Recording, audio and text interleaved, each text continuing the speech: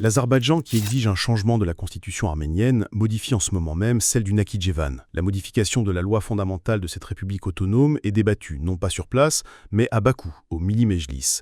C'est comme si une modification constitutionnelle au Daghestan était décidée par la Douma d'État russe. Du point de vue du droit international, cela n'aura pas de conséquences majeures, explique la spécialiste Annie Simonian. Selon elle, l'Azerbaïdjan se crée avant tout une base politique.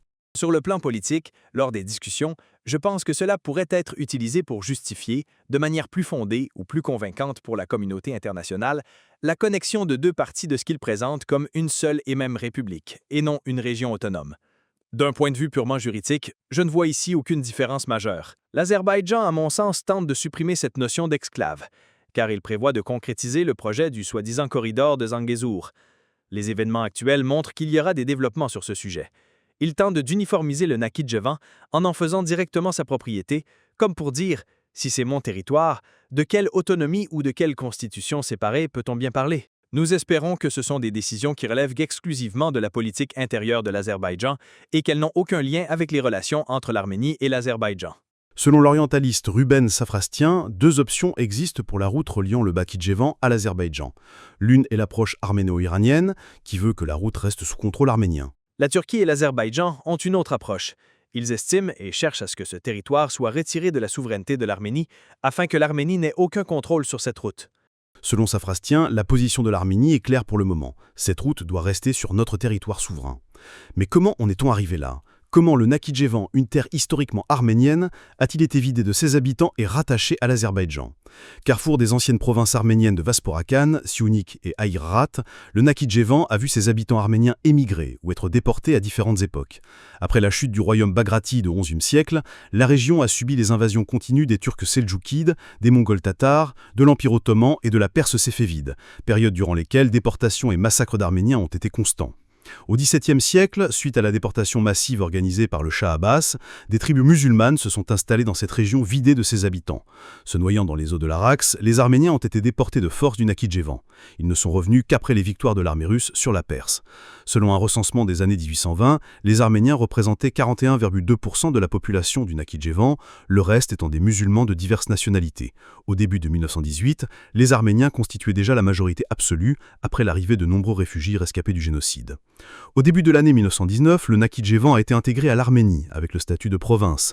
Cependant, en été de la même année, les moussavatistes mécontents ont déclenché une rébellion, provoquant des affrontements arméno-turco-tatars. Le 30 novembre 1920, pour célébrer l'instauration du pouvoir soviétique en Arménie, le comité révolutionnaire d'Azerbaïdjan déclare le Nakhichevan comme partie intégrante de l'Arménie. Désormais, aucune question territoriale ne pourra devenir une cause d'effusion de sang entre deux peuples voisins séculaires, les Arméniens et les musulmans. Les territoires des provinces de Zangezur et de Nakhichevan sont une partie indivisible de l'Arménie soviétique. Mais le 16 mars 1921, la Turquie et la Russie signent à Moscou, sans la participation de l'Arménie, un traité dont l'article 3 stipule « La double partie contractante étant d'accord pour que le Nakhichevan, dans les limites mentionnées dans l'annexe 1, constitue un territoire autonome sous le protectorat de l'Azerbaïdjan, à condition que l'Azerbaïdjan ne cède pas ce protectorat à un État tiers. » Plus tard, pour créer une frontière commune entre le Nakhichevan et la Turquie, l'Iran a cédé à cette dernière une bande de 8 km en 1932. Le 13 octobre de la même année, le traité de Kars a été signé, une copie quasi conforme du traité de Moscou, mais où la ligne « à condition que l'Azerbaïdjan ne cède pas ce protectorat à un État tiers » a été retirée.